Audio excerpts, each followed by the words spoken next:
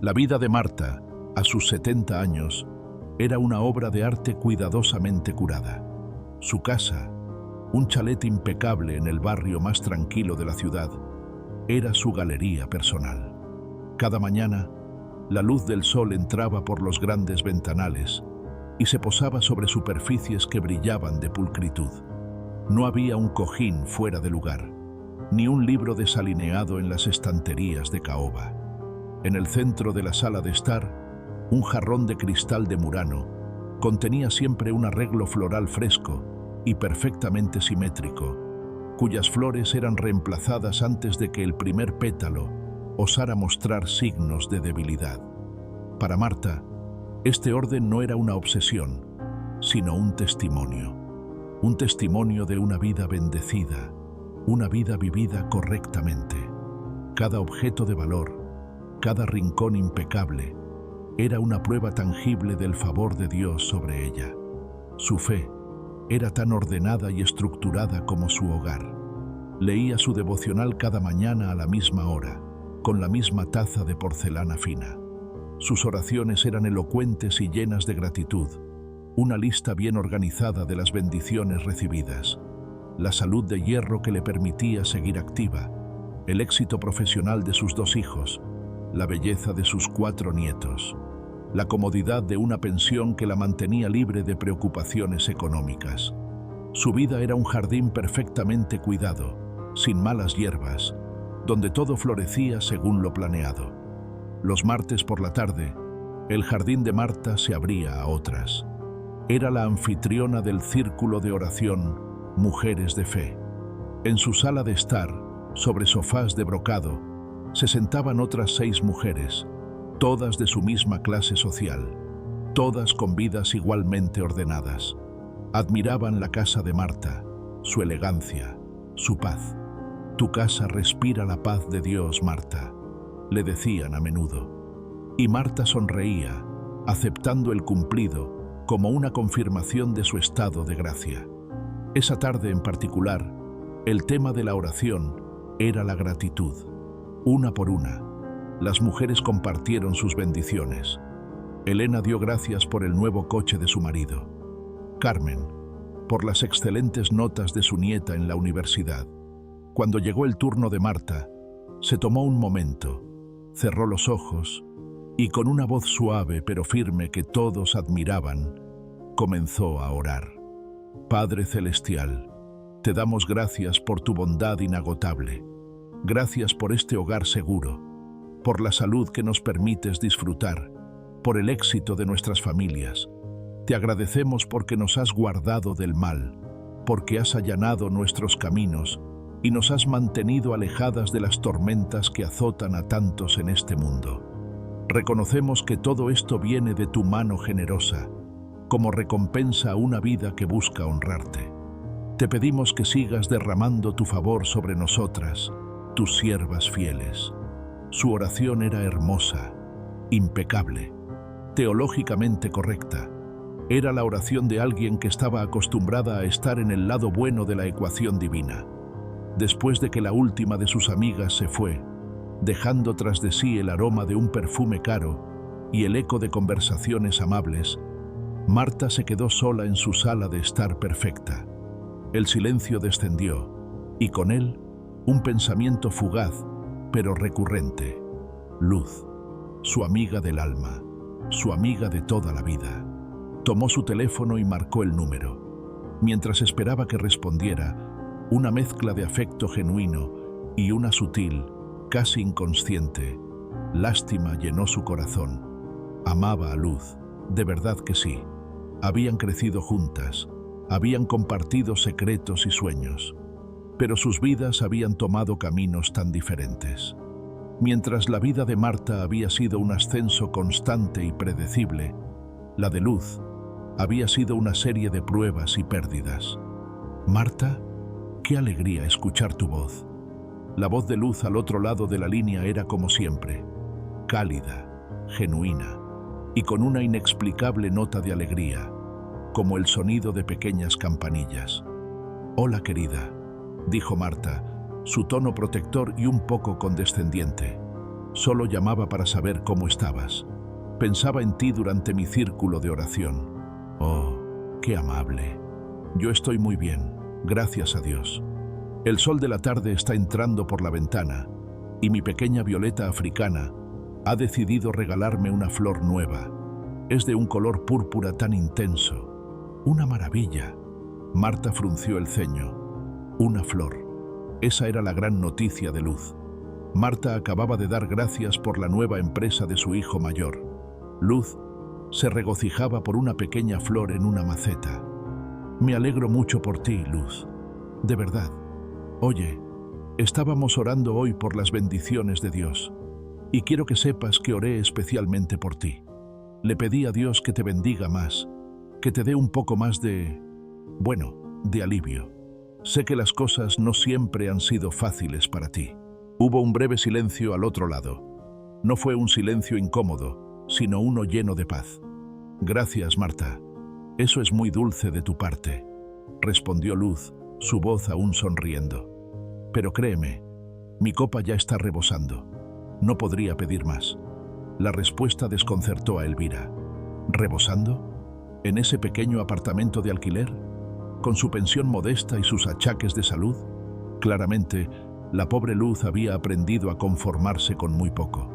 Bueno, querida, de todas formas, nunca está de más pedir un poco más de favor del Señor, concluyó Marta, sintiendo que había cumplido con su deber de amiga piadosa. Cuídate mucho. Tú también, Marta. Que la paz del Señor te acompañe siempre. Colgaron el teléfono. Marta miró alrededor de su hermosa sala de estar, el jarrón de Murano, los muebles de caoba. Se sintió satisfecha. Había hecho una buena obra. Había orado por su amiga menos afortunada. Añadió una nota mental a su lista de agradecimientos para la oración de mañana. Mientras tanto, a kilómetros de distancia, en un pequeño apartamento en un barrio obrero, Luz colgó el teléfono con una sonrisa. Se acercó a la ventana. Allí, en el alféizar, una pequeña maceta de barro contenía una única planta de violeta africana y en su centro, una flor de un color púrpura intenso y aterciopelado se abría hacia la luz. El apartamento de Luz era modesto. Los muebles eran viejos pero cuidados. No había plata pulida ni adornos de cristal. Pero la habitación estaba inundada por una luz dorada y una atmósfera de paz tan densa y real que era casi tangible. Luz tocó suavemente el pétalo de la flor. «Gracias, Señor», susurró, no con la formalidad de una oración pública, sino con la intimidad de una conversación entre viejos amigos. «Gracias por esta belleza. Mi copa, de verdad, rebosa». Ella no lo sabía, pero su pequeña y humilde fortaleza de paz, construida no sobre la ausencia de problemas, sino sobre la presencia constante de Dios, estaba a punto de convertirse en el único refugio para su amiga, cuya magnífica casa de bendiciones estaba construida, sin que ella lo supiera, sobre la arena. La tormenta se acercaba al jardín de Marta, y ninguna de sus perfectas flores estaba preparada para resistirla. La vida, para Marta, continuó en su predecible y elegante sinfonía. Las semanas que siguieron a su conversación con Luz transcurrieron con la misma calma ordenada de siempre. El círculo de oración de los martes, las reuniones del comité de caridad, los almuerzos de los domingos con sus hijos y sus familias perfectas. Marta observaba su mundo con una satisfacción tranquila. La llamada con Luz casi olvidada, relegada a un simple acto de piedad en su larga lista de deberes cumplidos. Su jardín estaba en orden, sus bendiciones eran evidentes. El cielo para ella era un sol constante y predecible. Pero las tormentas no siempre anuncian su llegada con nubes oscuras. A veces, irrumpen en el día más soleado. La tormenta de Marta llegó en la forma de una llamada telefónica un miércoles por la tarde. Era su nuera, la esposa de su hijo mayor, con una voz quebrada por un pánico que heló la sangre de Marta. No hubo un saludo, solo un nombre, ahogado en lágrimas: Alejandro. Alejandro era el nieto favorito de Marta, el primogénito de su primogénito, un joven brillante de 22 años, recién graduado de la universidad con honores, con un futuro prometedor como arquitecto. Era la joya de la corona de la familia, la prueba viviente de la bendición generacional de Dios sobre su linaje. Pero la llamada reveló una realidad oculta, una vida paralela de deudas de juego, de mentiras y de una adicción secreta que había crecido como un tumor maligno bajo la superficie de esa vida perfecta. Había desaparecido, había vaciado su cuenta bancaria, dejando a su joven esposa y a su pequeña hija con una montaña de deudas y un corazón roto. Se había ido, dejando solo una nota breve y fría. El mundo de Marta, esa estructura impecablemente construida de orden y bendición, se hizo añicos en un instante. El primer instinto de Marta no fue la oración, fue el control. El pánico se apoderó de ella, pero era un pánico activo, gerencial. Esto se puede arreglar, se dijo a sí misma. La lógica que había gobernado su vida le dictaba que todo problema tenía una solución práctica. Llamó a su hijo, su voz firme, asumiendo el mando. Necesitamos encontrarlo. Contrataremos a un detective privado si es necesario. Y las deudas, no te preocupes, yo me haré cargo. Tu padre y yo dejamos un fondo para emergencias. Usaremos eso. Nadie tiene por qué enterarse. Para Marta, el problema no era la adicción de su nieto, ni su dolor. El problema era el desorden, la mancha en la reputación de su familia perfecta.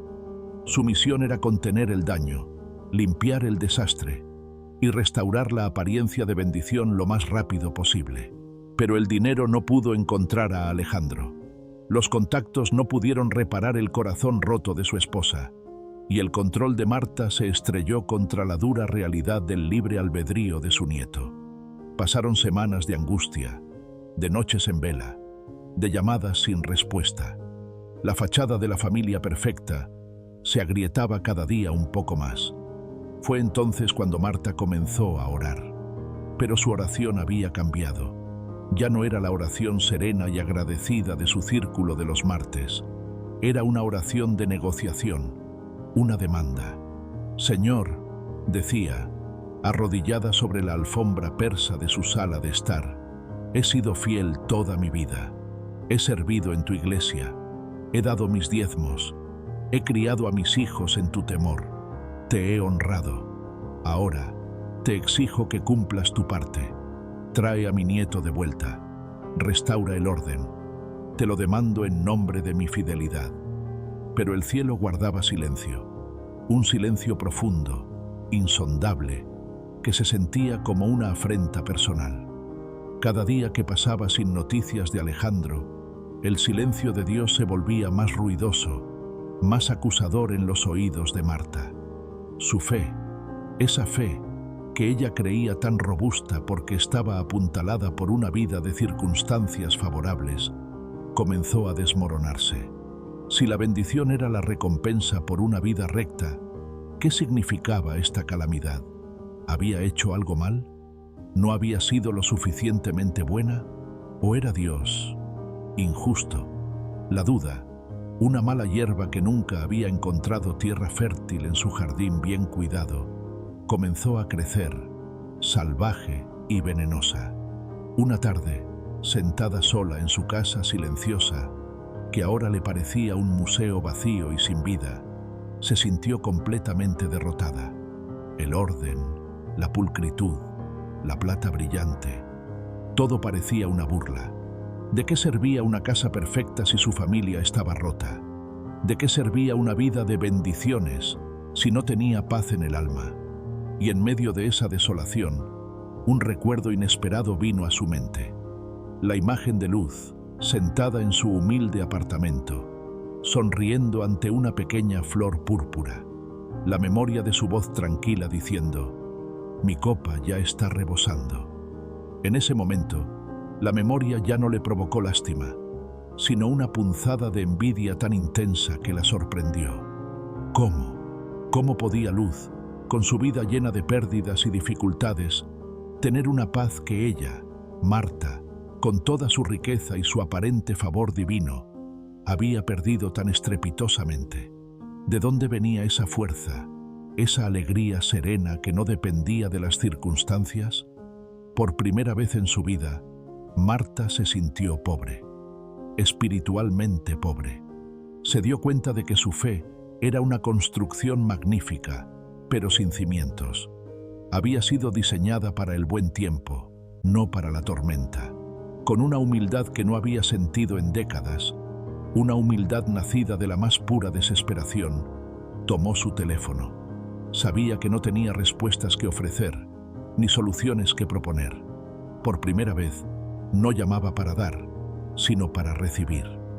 Marcó el número de Luz, no como una benefactora, sino como una mendiga de paz. 15 minutos más tarde, el coche de lujo de Marta se detuvo frente a un modesto edificio de apartamentos en el otro extremo de la ciudad. Era un lugar que había visitado en raras ocasiones, siempre con una sensación de superioridad caritativa. Pero hoy, mientras subía las escaleras hasta el tercer piso, se sentía como una peregrina llegando a un santuario. Luz abrió la puerta antes de que Marta tuviera tiempo de llamar. No había sorpresa en su rostro, solo una cálida y serena bienvenida, como si la hubiera estado esperando toda la tarde. «Pasa, Marta. Hice té de manzanilla». El apartamento de Luz era pequeño y sencillo, pero estaba impecablemente limpio y lleno de una luz dorada que parecía no venir solo del sol de la tarde, sino de una fuente interior. No había muebles caros ni adornos de cristal, pero cada objeto parecía tener una historia y un lugar. En el alféizar de la ventana, junto a la famosa violeta africana ahora en plena floración, había una hilera de pequeñas plantas suculentas. El aire olía a manzanilla y a paz. Era un refugio. Se sentaron en la pequeña mesa de la cocina. Luz le sirvió el té en una taza de cerámica con un pequeño borde desportillado, una imperfección que, en la casa de Marta, habría sido motivo de descarte inmediato. Aquí, simplemente añadía carácter. Por un momento, no dijeron nada. La simple y genuina hospitalidad de Luz, su calma sin preguntas, fue la llave que finalmente abrió la compuerta del dolor de Marta. «Mi mundo se está desmoronando, Luz», dijo Marta de repente, su voz un susurro roto que le costó reconocer como propio. «Alejandro, mi nieto, está perdido, en drogas, en deudas, ha abandonado a su familia. Todo por lo que he trabajado, todo lo que he construido, mi familia perfecta, es una mentira».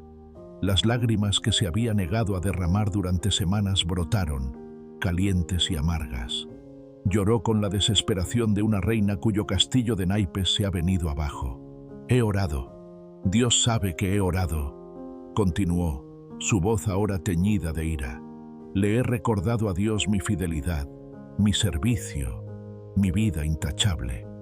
Y Él guarda silencio. No hace nada. Solo observa cómo mi jardín se llena de espinas». Finalmente, levantó la vista y clavó sus ojos llorosos en su amiga. La pregunta que la había consumido durante días, finalmente salió a la luz. «No lo entiendo, Luz. Toda mi vida ha sido una sucesión de bendiciones. Tu vida, con todo el respeto, ha sido una prueba tras otra. Perdiste a Carlos tan joven. Luchaste para sacar adelante a tus hijos. Vives con lo justo. Y sin embargo, tú tienes esta paz, esta alegría extraña que no tiene sentido. Y yo, que lo tenía todo, ahora me siento en el infierno. ¿Por qué? ¿Cuál es tu secreto? ¿Por qué Dios parece escucharte a ti y a mí me ha abandonado?» Luz no respondió de inmediato. Dejó que el peso de las preguntas de Marta llenara el silencio. Tomó las manos de su amiga entre las suyas, unas manos suaves y cuidadas contra las suyas, más ásperas y marcadas por el tiempo. «Querida Marta», comenzó finalmente, su voz tan suave como el té de manzanilla, «no tengo secretos. Y créeme, Dios nunca te ha abandonado. Quizás el problema no es que Dios no te escuche. Quizás es que toda tu vida has estado escuchando la respuesta equivocada. Marta la miró, confundida. Tú y yo, continuó Luz, hemos amado a Dios toda nuestra vida, pero creo que lo hemos amado de maneras diferentes. Tú has amado los regalos de Dios. Y yo, bueno, la vida me obligó a aprender a amar la presencia de Dios. Hizo una pausa, dejando que las palabras se asentaran. Tú tuviste la bendición de una vida soleada, un jardín sin tormentas. Y en esos días de sol, es fácil confundir los frutos hermosos del jardín con el amor del jardinero. Agradecías por la salud, por la prosperidad, por la familia perfecta, y eso está bien, son regalos de su mano. Pero tu fe, tu paz, tu seguridad, se construyeron sobre la belleza de esos regalos. Luz miró por la ventana, sus ojos perdidos en un recuerdo. Mi tormenta llegó hace muchos años, cuando Carlos murió. Mi mundo también se derrumbó. Grité a Dios. Le pregunté por qué, igual que tú ahora. Le recordé mi fe, mi servicio, y el cielo también pareció guardar silencio. Durante meses, mi oración fue una sola. Señor, devuélveme lo que perdí. Calma esta tormenta. Pero la tormenta no cesaba. Una noche, agotada, rota, cambié mi oración. En lugar de pedirle a Dios que me sacara de la tormenta, le susurré: Señor, no entiendo nada, pero si no vas a calmar la tormenta, por favor, solo, entra en la barca conmigo. Los ojos de Luz se llenaron de lágrimas, pero no eran lágrimas de tristeza, eran de una gratitud profunda. Y él lo hizo, Marta. Entró en mi barca. La tormenta seguía rugiendo afuera, pero dentro de mi corazón, por primera vez, hubo calma. Fue entonces cuando entendí. Mi error había sido amar la calma del mar más que al Señor de los mares. Había estado buscando la ausencia de la tormenta, cuando la verdadera bendición era su presencia en medio de ella. Miró directamente a Marta, sus ojos claros y llenos de una sabiduría forjada en el fuego. La bendición más grande de mi vida no fue la ausencia de pruebas, querida amiga. La bendición más grande de mi vida fue la tormenta, porque en la tormenta, cuando lo perdí todo, lo encontré a él de una manera que nunca lo había conocido en los días de sol. Aprendí que él era mi única roca, mi único refugio. Descubrí que su presencia era más valiosa que cualquier regalo que él pudiera darme o quitarme. Las palabras de Luz cayeron sobre el alma de Marta como una lluvia suave sobre tierra reseca. No eran una acusación, eran una revelación, una verdad tan simple y tan profunda que desmantelaba toda su teología de la prosperidad. Toda su vida había estado tan ocupada agradeciendo por el jardín bien cuidado, que nunca se había molestado en conocer verdaderamente al jardinero. Su fe no estaba en él, estaba en las bendiciones que él le daba. Y cuando las bendiciones desaparecieron, su fe se derrumbó con ellas. Luz, en cambio, había perdido su jardín hacía mucho tiempo, y en esa tierra baldía había descubierto que el jardinero mismo era suficiente. Marta se quedó en silencio, procesando la verdad que acababa de escuchar. Era dolorosa, era humillante, pero también, por primera vez en semanas, sintió un pequeño brote de algo que se parecía a la esperanza. Una esperanza que no se basaba en que Alejandro volviera a casa mañana, sino en la posibilidad de que, incluso si no lo hacía, ella podría encontrar a Dios allí mismo, en medio de las ruinas de su vida perfecta. Marta se quedó en silencio, con las manos de Luz aún sosteniendo las suyas. Las palabras de su amiga no habían sido una solución mágica, sino algo mucho más profundo. Habían sido un espejo que le devolvía la imagen de una fe que ella, con toda su piedad y su servicio, nunca había conocido. La fe que no depende del sol, sino que aprende a florecer bajo la lluvia. No supo cuánto tiempo permanecieron así, en esa comunión silenciosa que valía más que 1000 sermones. Finalmente, con una lentitud que le era ajena, Marta retiró sus manos. Se puso de pie. «Gracias, Luz», dijo, y la palabra gracias sonó diferente en sus propios oídos. Ya no era una cortesía social, era el reconocimiento humilde de alguien que ha recibido un regalo que no sabía que necesitaba. Luz simplemente le sonrió, una sonrisa que parecía decir: «No he sido yo, ha sido él». El viaje de regreso a casa fue un borrón de luces de la ciudad y el sonido rítmico de los limpiaparabrisas. Pero esta vez, Marta no veía el caos del tráfico ni la tristeza de la lluvia. Estaba inmersa en una introspección tan profunda que el mundo exterior parecía desvanecerse. Las palabras de Luz resonaban en su mente. La bendición más grande de mi vida fue la tormenta, porque en ella lo encontré a él. Toda su vida, Marta había orado para que Dios la librara de las tormentas. Había construido su teología personal sobre la premisa de que la fidelidad era una póliza de seguro contra la calamidad. Y ahora se enfrentaba a una idea radicalmente diferente: que quizás Dios no siempre nos libra de la tormenta, sino que se revela en ella. Que el valle de sombra no es un lugar de abandono, sino un lugar de encuentro. Llegó a su casa impecable. La luz del atardecer se filtraba por los ventanales, haciendo brillar el polvo de plata y la madera de caoba. Pero por primera vez no sintió orgullo, sintió una profunda soledad. Esta casa, su castillo, su galería de bendiciones, de repente le pareció fría, sin alma. Era un museo de los regalos de Dios, pero carecía de la presencia del dador. Esa noche no rezó sus oraciones elocuentes y bien estructuradas. No se arrodilló sobre su cojín de terciopelo. Simplemente se sentó en su sillón en la oscuridad y por primera vez no le habló a Dios como una empleada fiel reportando sus logros a su jefe.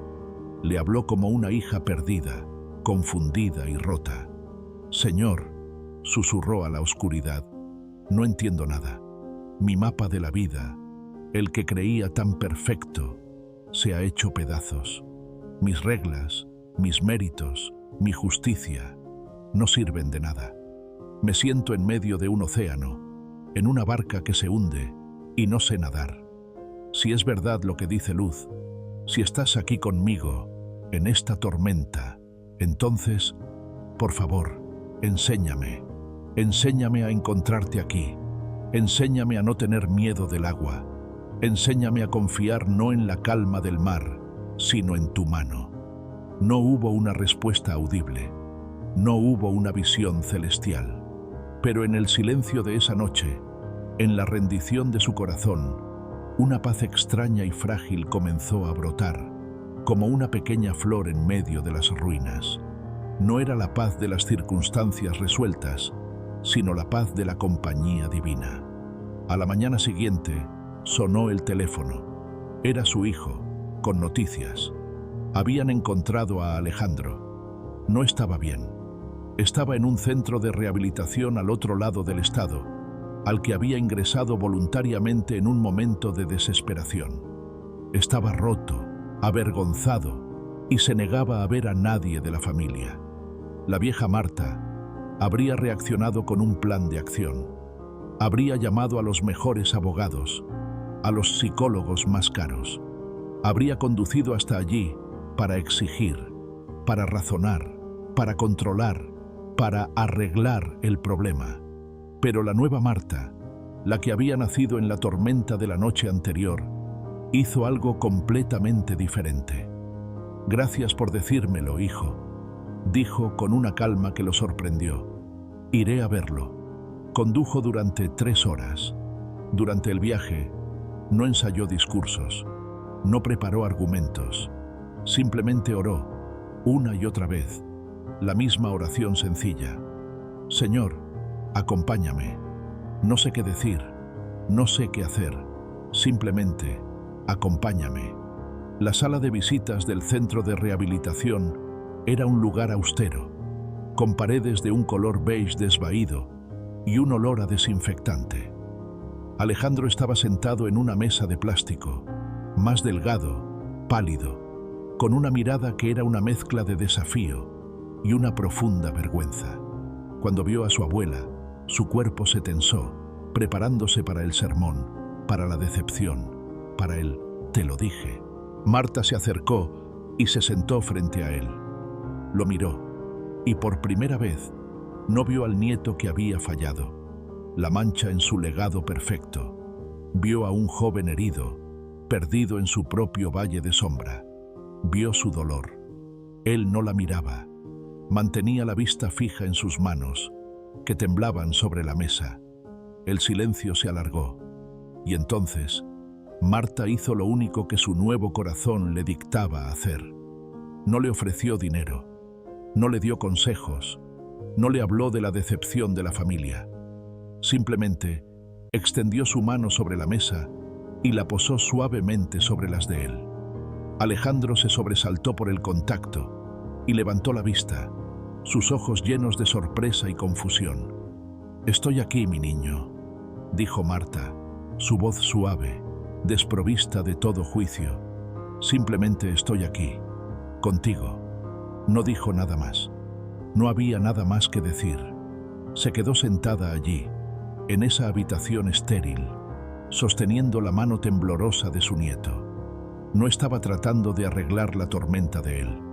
Por primera vez en su vida, simplemente estaba dispuesta a sentarse con él en medio de ella, compartiendo el dolor, ofreciendo no soluciones, sino presencia. En ese silencio, en ese simple acto de amor incondicional, Marta encontró la paz que había buscado toda su vida. No era la paz de un jardín perfectamente cuidado, sino la paz profunda y resiliente de un ancla echada en medio de la tormenta. Había encontrado la verdadera bendición, y no estaba en la ausencia de la tormenta, estaba en la presencia del Dios que nunca la abandonó en ella. Su copa, finalmente, comenzaba a rebosar.